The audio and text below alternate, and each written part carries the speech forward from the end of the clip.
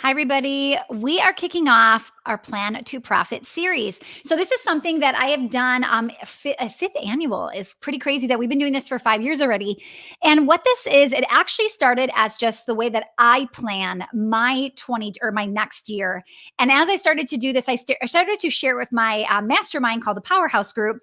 And as I started to work with them through it, I realized this is something that I wanted to bring to everybody that listens to the podcast or follows me on social media. So, the biggest thing, the reason I call it plan to profit is because a lot of business owners, although it looks like they make a lot of money or people think you overcharge or they think you're making so much money, most business owners are underpaid. Their profitability is minimal, and they're not even making the kind of money they would be making if they went to work for somebody else, right? And I really want to make sure that we come back to what really makes a business, and that is making sure you are making more than you are spending, right? And that is not always happening. So I really want to make sure that as we focus on where we're heading in 2021, we remember what numbers matter. Now, the reason I bring that up is because this might be the first time, and actually I'll tell you, in 18 years, this is the first time that I will actually I shouldn't say make, I will gross less money this year in 2020 than I did the previous year. And it's the first time that has ever happened in 18 years. In 18 years, every year I've made more money and more money and more money, or grossed more money every single year. And now with the pandemic, we're not in that kind of situation. Now, the reason I share this is because gross isn't as important as the gross to net, right? So if you're listening and you're like, I don't even know what gross and net means, this is how I always remember it, okay? Gross is all of the money you bring in. So I always think, like, if you're thinking about like an actual net, like a fishing net, the fishing net catches the fish, like it catches the good stuff, right? And all the gross stuff and things you don't want fall out, right? So gross is everything. Net is what you keep. And this is the first year that we will gross less this year than last year. But remember, that number can just be a vanity metric. The number we want to focus on, the number that you should be really looking at, is the profit margin. So this is the year that profit means more than it ever has, because it's going to take a hit when you start to realize that it may not look as good as last year, but it could still look just as good if you focus on the right number, okay? All right. So let me know who's here. Let me know who's watching live. We are going to jump into what this looks like. So again, this is a 5-part free series. Now, today you might be hearing this in a different place than our free Facebook group, but starting next week, lessons 2 through 5 will only be inside of our free Facebook group, the Foot Traffic Community. So if you want to listen to the rest of this, make sure to get in there. And it'll be all saved for you in the unit section. Okay. So today we're talking about you're finding your business model, right? So what I want you to understand here is when you start to look at your business model, you may be in business for quite some time and think like, I've got this down. But what I want you to understand is that anybody that has a business model, right? Like, think about it. Blockbuster had a business model, but eventually it wasn't working anymore, right? Like, there's so many places that had something special and then it started to lose what was working. So I don't want you thinking, oh, this is too newbie for me. No, this is something that every year you have to ask yourself, do I have the right business model? Do I have the right business model for the upcoming year? Do I need to start pivoting? All of those things, okay? So looking at that, we're going to talk about looking at business structure. Okay. So when I say a business model, I'm talking about like looking at somebody's structure and foundation in their business.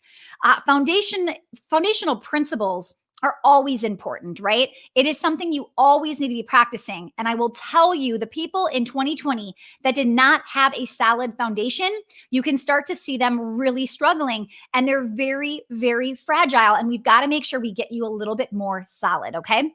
Now, here's what I do. Again, when I'm teaching this, you guys, I am truly teaching you like how I've been working through what I want next year to look like. And I was asking myself these questions to see like what prompted, so I could get that kind of prompted from you too, okay?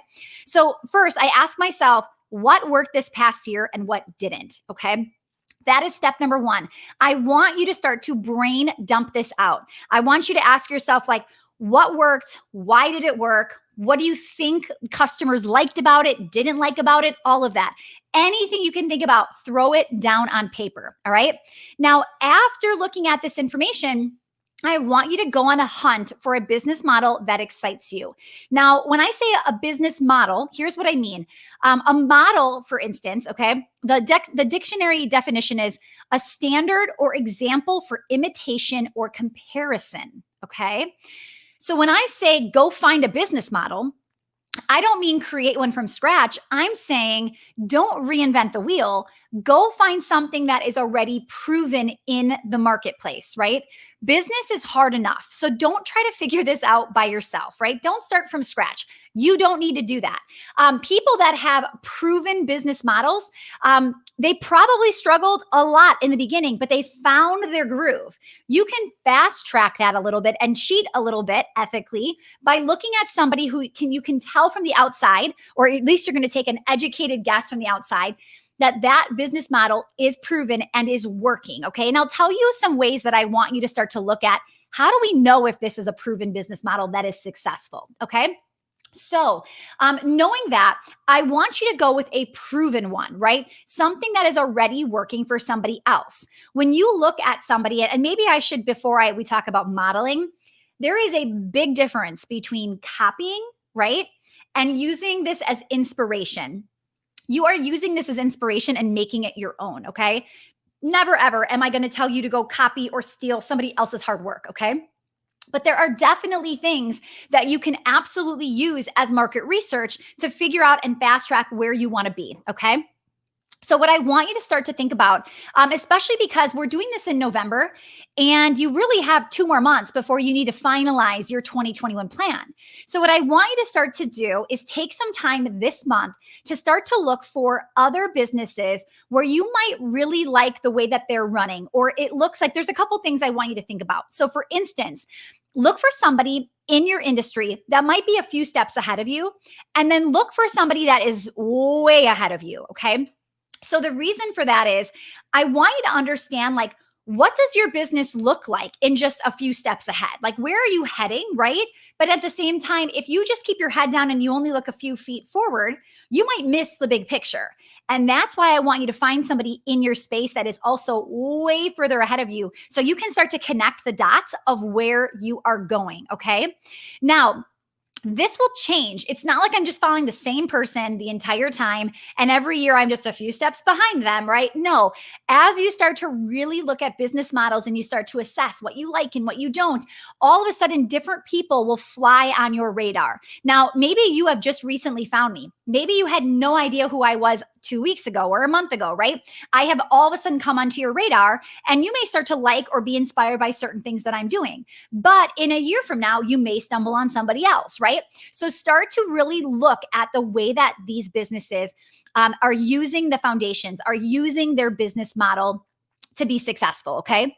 Now, after being inspired by so many different people and looking through these things, what happens is your unique model pops up, okay? So what I want you to understand is that when you are looking at different models, okay, you may have somebody that you really like. If you are familiar with the foot traffic formula that we teach like there is traffic, there is touch, which is lead generation, there is transaction, and there is tracking, right? Those are our 4 pillars. So for instance, when I say find a model, you might have a model that you really like that is doing phenomenal at driving traffic. You might go, that's the person I want to be modeling for 2021.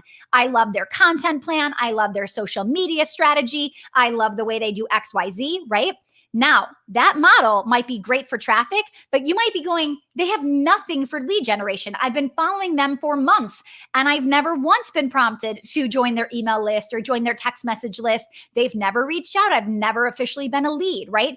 You might see that some businesses are really good in certain areas, and it's going to be a lot harder to find one that is well-rounded, okay? So you're going to find one in that traffic category. You're going to find one in your touch category. So touch is lead generation, and then transaction. You might think, wow, this person is phenomenal at gathering emails, and I'm on their email list. Their email list is amazing. but they never sell me anything. Or I've been following them for 3 years and I've never bought anything, right? How many of you have been following somebody forever, but you have never purchased something from them, right? You have to start to ask yourself, well, did they even ask me to buy, right? You might realize you haven't bought from somebody because it's just never been proposed. You've never been, targeted with a Facebook ad. You've never been fill in the blank. So you're going to start to assess what you like, what you don't, and then come up with your unique model. All right. So as you do it, here's what I want you to be thinking about or be experiencing. Okay. Sorry guys, I'm doing this. Oh, okay. Somebody just said in your own industry or different. So that's what we're going to cover right now. So things to be looking for. So if you are in a specific industry, okay, like if I use my dance studio, for example, right? My industry is other dance studios. Now, if you want to really stand out, you're not just going to look at your industry, or you're going to just be a better version than your competitor, right? So what I want you to understand is I want you to think about indirect competitors and direct competitors. Okay, so write this down. A direct competitor would be a dance studio and the dance studio, right? An indirect competitor might be like the swim place down the road, right? So do you see how they don't offer dance, but they do offer something for children to be active in, right? So they would be an indirect competitor. Okay, so write down, I need to find direct competitors and indirect. So same thing, you might even want to find in your industry and outside of your industry. Be inspired. First, just open your eyes. Like there are so many things that you are buying as a consumer, and you need to not just be the consumer, but you need to remember that you own a business. When I walk into a grocery store, I can't, there's no way that I'm not coming out with a thing where I would say, okay, they should have done this at the checkout, or they should have had this, or I love the way that happened. Ooh, this was really cool. Like I'm constantly seeing this. The next time you walk into a grocery store, you go to the local donut shop, you're at Disney World, like open your eyes to the customer experience. What would you do? What would you not do? These are going to be really great ways to help with your business model as well. Okay. All right. So with that said, you've got to be careful that you do not set your eyes on a business model that excites you, but then you realize the behind the scenes is not what you want to sign up for. So what do I mean by that? Okay. So if you were to find a business model that you absolutely love, and then you realize that the person who owns the business is working 7 days a week, 12-hour days, right? You have to realize that you're probably not going to be able to do that business model well unless you're able to do what they're doing or outsource, right? Or bring on more people. So sometimes when I like it, but I know behind the scenes and I am not willing to do that. Like for me personally, I'm not willing to work Saturdays and Sundays. Like that is time that I spend with my kids. Now, you might be somebody who doesn't have kids, or you have a situation where you don't have them every other weekend, or whatever that is. And you might be thinking, no, I'm willing to put in the work. Wherever you're at, that's fine. But I want you to be realistic about what you're willing to give and what you're going to get. So again, if you find a business model, or you pick my business model, you're like, I like what Stacy does, but I'm only going to work an hour a day. Okay. You're probably not going to be able to realistically have the business model I have with an hour a day. Okay. Without finding somebody who basically can do my job in your role. Does that make sense? So you've got to get realistic. All right. Now, here's how I kind of like do the math or figure out, like, is this a working business model? Do I like it? There are a lot of times when you can start to figure out what you think that business is making. Okay. Now, I told you in the beginning that most people look at small business owners and they're like, oh, they're making a gazillion dollars. Like they're just so loaded and I'm putting all this money in their pocket. And we know that that's not realistic. Now, what we do know is we can figure out roughly what they're grossing. Okay. We can kind of do the math on, I see these main products or things like that. And here's what I think they're selling, right? Here's what I think they're doing. You can also look at how much you think they're putting in energy-wise and time-wise to see if this is going to be realistic for you or not. Now, be careful that you're not modeling somebody that you think is making less than you. Think about it. Why would you want to model somebody that you are more successful than? It doesn't make sense, okay? Now, I have somebody that will frequently reach out and try to get me to join their mastermind specifically. This actually happens quite a bit, I feel like. People will say, I'm their dream client, right? And I can look sometimes and go, I think my model is working better than their model. And it might not make sense for me to learn from that person, right? However, sometimes I might look at that person and say, my business model is working better, or I'm making more money. However, they are an expert in fill in the blank. And I want to learn that from them. Okay. So understand that you might have somebody in that business model that you love for a certain section or for team building or something like that. Right. But it may not be the person you're trying to emulate completely, if that makes sense. Okay. All right. So another way to kind of figure out how successful the model is, this is another thing I love to do, is I like to look at how big is the team and how fast are they growing? How much are they hiring? Now, when you look at somebody that has a team of 4 people, 5 people, 10 people, 50 people, whatever it is, most businesses that are bringing on new people consistently, they're not going to spend more money on payroll than they're bringing in, right? Most people cannot afford to do that consistently, right? So when you look at the size of somebody's team, you can kind of start to see like, okay, well, they might be whether it's like what would be the average pay for this person, or wow, they've got this many full-time people, you'll start to see what you think they might be bringing in. So let's say right now you have 5 full-time employees, okay? And you find somebody that you want to model and they're a solopreneur. That might not be a good model for you, right? So I really want you to start to assess who you should be following, or I should say modeling, right? And how can you make it be your own, okay? If you have any questions, start throwing them in the chat. I have a few more things I want to teach you, and then I'll stick around for some Q&A, okay? All right, another thing I want you to be thinking about when it comes to business models. I believe when we talk about recurring revenue versus promotional revenue. So some of the most fragile businesses during the pandemic are the ones that did not have the reoccurring revenue, okay? One book, if you could please write this down, if somebody could throw this in the chat for me, is a book called Automatic Customer. Such a good book. I highly recommend you read it. Even if you feel like you have the reoccurring revenue, I think it's a great read if you haven't read it before. And if you don't have reoccurring or not enough, this is going to get you convinced why this is so, so important. Every business needs some sort of subscription model, right? Please don't tell me you don't have a business that would work for this, because I have not. I mean, think about it. You can buy diapers on subscription. You can buy deodorant on subscription. Pretty much everything, like your lawn care could be automated, right? Everything that you are selling could be automated. You will be more secure, more successful with reoccurring revenue, okay? Yes, thank you. Automatic Customer, John Warillo, I believe, is the author, okay? So you need assurance, okay? You need assurance that people are coming back every single month. And that alone, if you just took that one tip right there and put it into action in 2021, it could be a drastic game changer for you when you start to get that recurring revenue every single month. Now, another thing that I want you to understand is we talked about having different models to follow in our formula, in traffic, in touch, in transaction, in tracking. Another thing to be thinking about is you may have different products, right? And you might have different models for each of your different products. So let's say, for instance, let's just pick like a dentist, okay?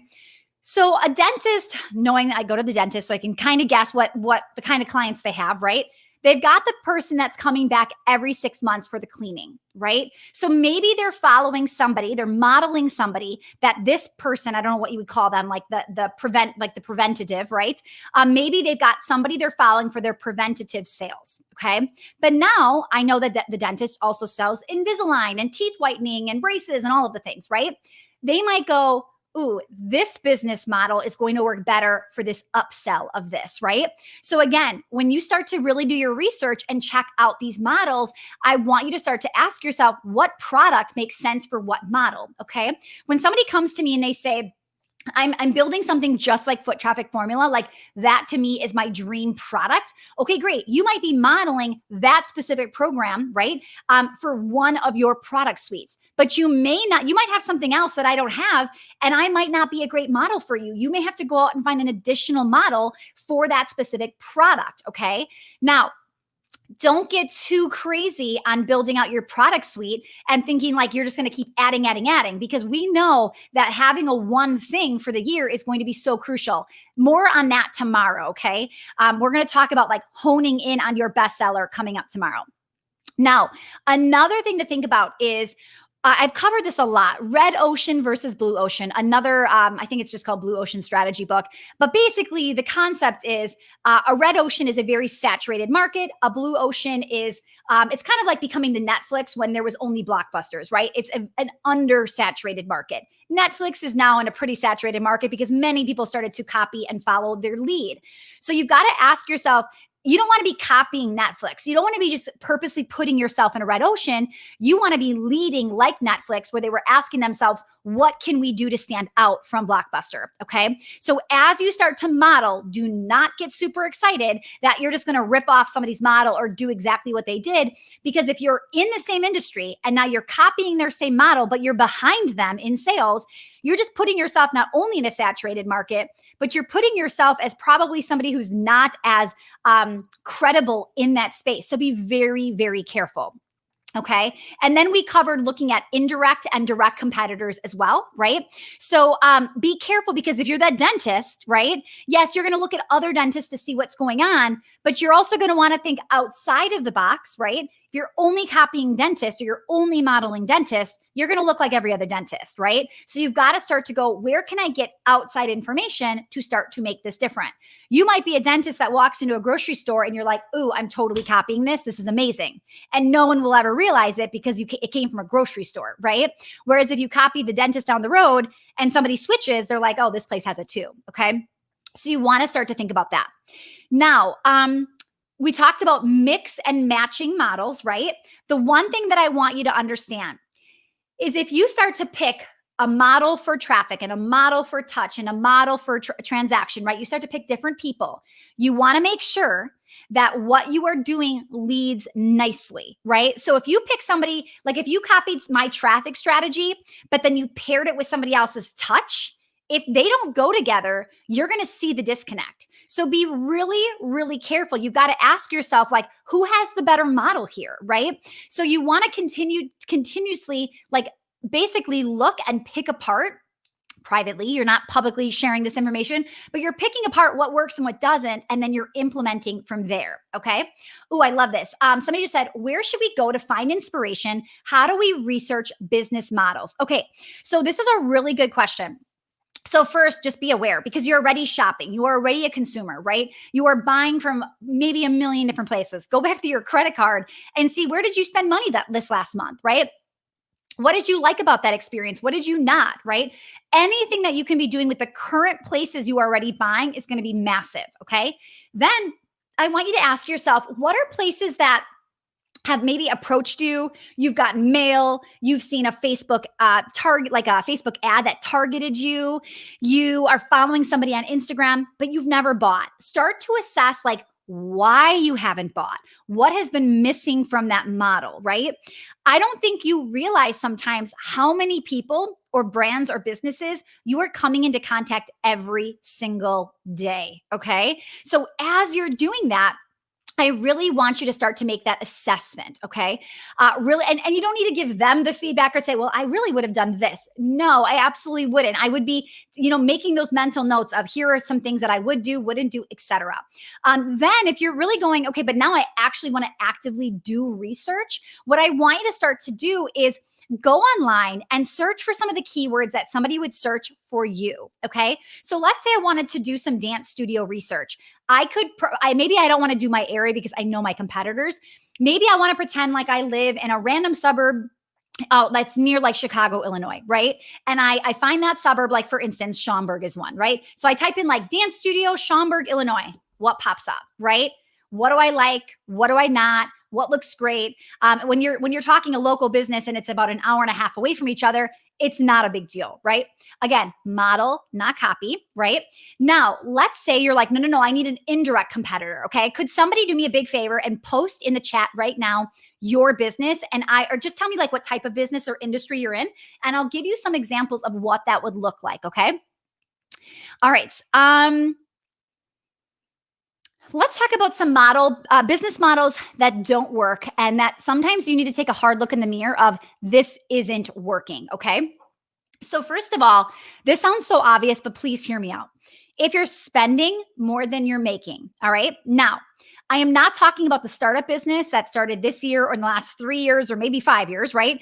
5 years, we're getting there where you should be making money by now. But what I want you to understand is I see this so common. So for instance, let's say you sell a physical product.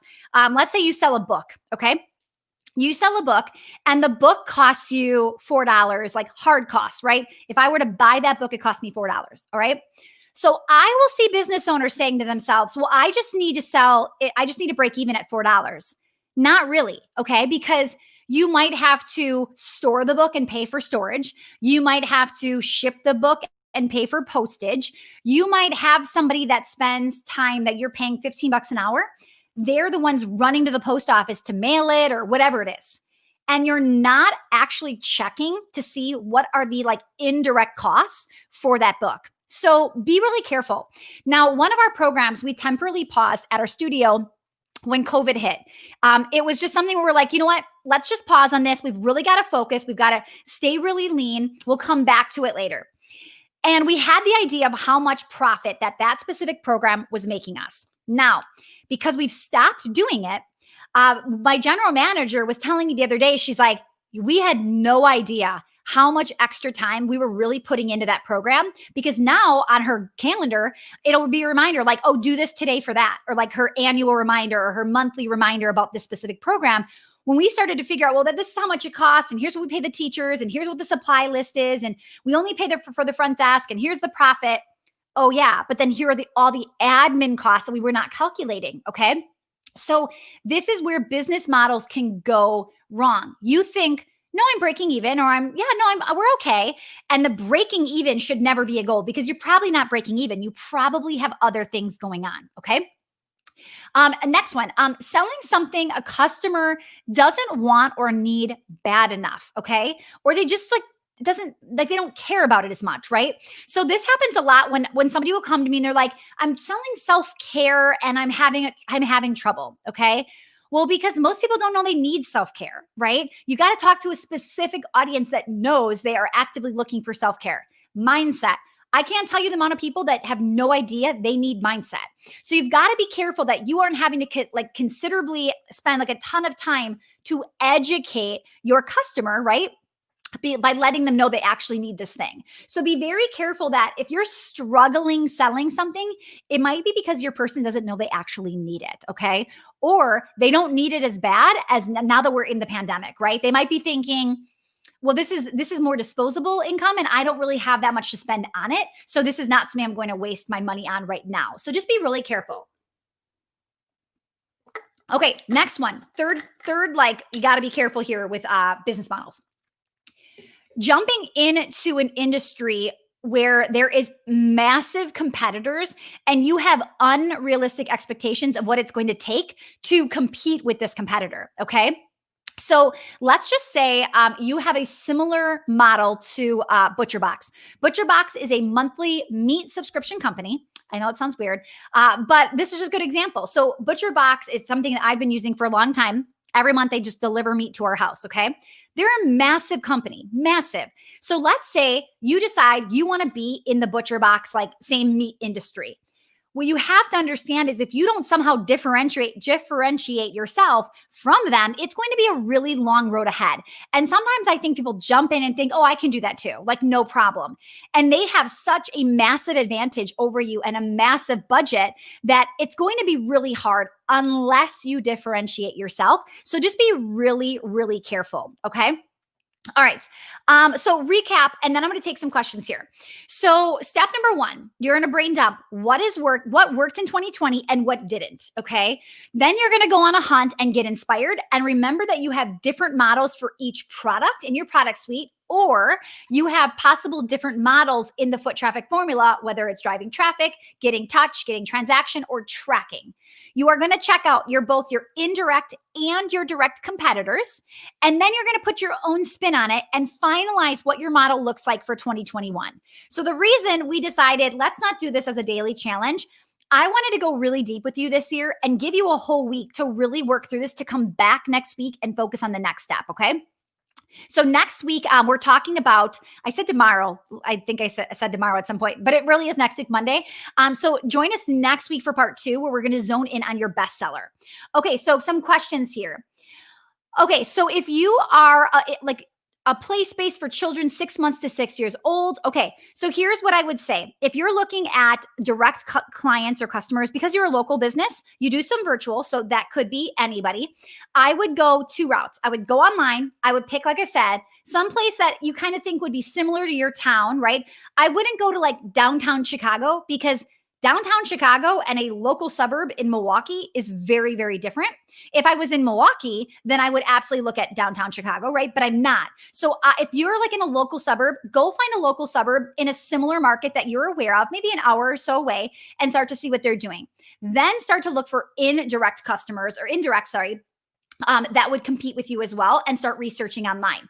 Now, with virtual play space, that's probably a whole new ballgame for you. I would go online and start researching virtual, like, I don't even know what I would type in, and I would probably try a few things, like virtual things for virtual classes for ages, I wouldn't say 6 months to 6 years old, but I'd start typing in 3-year-olds, 4-year-olds, see what happens and see what you get, okay? Okay, Nicolette says, I'm likely spending too much time on educating. And that's the thing, you guys, is if you know they need it, but they don't know they need it, you might be wasting your time, okay? Weight loss with intermittent fasting. Okay, perfect. So I would be researching other intermittent fasting programs, and then I would be researching, you're going to have a couple. I would do that. Then I would look at indirect. I would look at anybody that's teaching weight loss, nutrition, anything like that that isn't intermittent fasting, right? Because it's like your competitor is the keto diet. Your competitor would be like any major diet, right? But then intermittent fasting is a specific, like, what would you call that? A specific activity? I don't know. But some of these programs have intermittent fasting mixed in, right? So Bulletproof recommends intermittent fasting. So it's like somehow they're kind of your complementary competitor as well. So just be careful as you're starting to look. But you might have like a few of these people you want to start to look up and research. It might be like weight loss with no intermittent fasting, weight loss programs with intermittent fasting, right? Complementary or competitive type programs, things like that. You'll want to start to Google. You want to know, what are they Googling? What are the keywords they're using? Okay. Okay. Executive coaching. So first, the one thing that I would do is immediately type in that in Google. What are you finding when you type in the phrases executive coaching? Go down the rabbit hole as if you were the consumer, and you might be surprised where it leads you specifically. Okay. Okay. So flower shop, Alyssa, this is a good one, because you've got obviously flower shops directly competitors, right? Then you've got people that might do subscription flowers, right? That send it out, that doesn't have to be local. So I'd be checking out them as a competitor, right? As somebody that could be complementary. I would also be checking out competitors. Oh, you know where I would go if I were you? Like 1-800-Flowers. They have, I don't even know, like 10 brands at the top of their website. It's like the chocolate shop, right? Sherry's Berries, like a plant place. Like they have 1-800-Flowers. They have like baskets where it would be, I just could totally hear my Wisconsin accent come out. I'm so sorry. I said baskets, very funny, but like the candy baskets, the wine, all of that stuff. So I would go right to their website, and I would be like, who is my competitor, in a sense that not everybody thinks to send flowers when they need something, right? So I'd start to go down a rabbit hole right there. Wedding planning. So obviously, if you're the planner, your direct competitors are planners, but then what is your indirect competitor is anything that they need for a wedding, right? So they might spend way more on flowers or way more on other things that they would want for their wedding, and they don't have a budget left for you. So definitely be thinking about it. Okay, great ideas and steps to think about. Lisa, I'm just happy to hear that. Yeah, so I really want you guys to start looking at, and then what I would do is don't lose this data. Start to make like maybe a Google spreadsheet. I specifically use Monday.com, so I'd probably go in there and I would start to come out with my list of all these people. Because what I can do next year is I can go back and see and write little notes. So here's a little trick that I like to do too. I stalk people year to year. So I like to look at, oh wow, now they added this. Okay, something worked here. Or if I find out that last year they had 10 employees and this year it's like a team of 20, I start to realize like something worked really, really well. When I find out that this person had 5 people last year and now they're down to 2, there's a disconnect. Something happened to their business and they're letting people go because I guarantee like the money isn't there anymore. Something is broken in that business model. So start to come up with these people and start to check on them. What will be sad is next year, there's going to be people that are no longer in business, right? And you'll start to be able to look at, well, what was their model and why wasn't it working? And how do you make sure you are not one of those people that go out of business? Okay. Does that make sense, everybody? Okay, so again, this is a 5-part series every Monday in the month of November. There are 5 Mondays in the month of November. We're going to be talking about each one of these, okay? Now, with that said, we are going to be figuring out your bestseller next week, figuring out your main focus, creating a strategy for 2021, and finalizing your profit plan. If you want to get in here and you want to make sure to catch up on all 5 videos, it's only going to be happening in our free Facebook group, the Foot Traffic Community. So get in there and check out the units tab. We will save every one of these videos in here for you. Now, being a good video watcher and actually implementing what we just talked about is going to give you a massive difference in results, okay? Who here is committing to doing the work, which is normally not as fun as just watching and moving on with your day, right? But who here is committed, raise your hand, to doing the work and coming back next week with that information ready to go to say, this is going to be my bestseller. This is going to make the most sense for me to go head first into 2021 for the biggest bang for my buck, okay? I really, really want you guys to be thinking about that. Also, if you want to join us for our November boot camp, we do a 30-day boot camp every single month. It's building your first funnel. So if you know you need help getting more traffic, building a sales funnel, getting more consistent leads and sales every day, come join us. It's only $97. You can go to stacytuschel.com/bootcamp.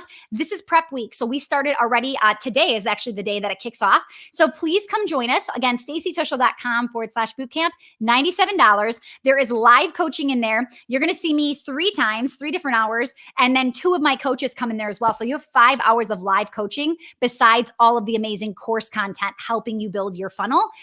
Definitely check it out if you have not built one quite yet. All right, you guys, have a great rest of your week. I'm so excited to keep going and doing this work and building upon it. Imagine what it's going to feel like at the end of November to already have this entire thing mapped out, ready to go for January. You might even just get a little jump start on December when you have this plan ready to go. Okay. All right, guys. Thanks so much. I will chat with you soon. Bye, everyone.